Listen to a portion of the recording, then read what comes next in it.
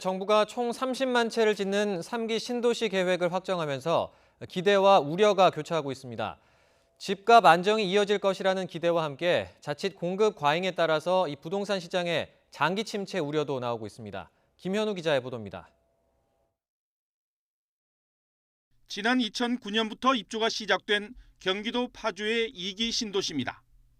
토지 보상과 교통망 부족 등 수요 감소 요인이 겹쳐 아직도 개발이 진행 중입니다. 더 큰 문제는 아파트만 빼곡히 짓다 보니 자족 기능이 부족해 배드타운으로 전락했습니다. 성급하게 택지를 조성했다는 비판을 받았던 2기 신도시 지역 상당수가 이처럼 개발이 더딘 상황. 이 때문에 정부가 3기 신도시 지역을 확정하면서 내놓은 개발 대책의 핵심이 교통망 확충이었습니다. 지하철을 신설을 한다든지 아니면 또 도로망을 확충한다든지 BRT를 신설한다든지 해서 기존 도심에 계신 분들도 그걸 이용을 해서 도심 접근이 훨씬 더 용이하게. 하지만 정부의 주택시장 안정 목표, 특히 공급 확대 정책에 대한 우려가 커지고 있습니다.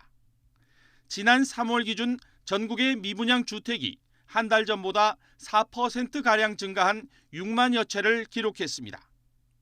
특히 수도권 지역의 아파트 미분양 물량은 10,000 가구를 넘기면서 급증하고 있습니다. 장기적인 공급 증가로 인한 미분양 적체에 대한 불안감들도 동시에 커질 것으로 보여지고 있는데요. 이런 부분들을 불식시키기 위한 보완 대책이 필요하다고 보여집니다.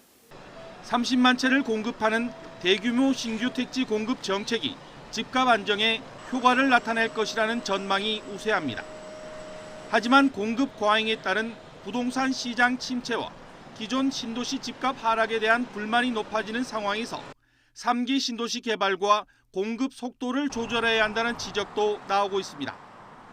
YTN 김현우입니다.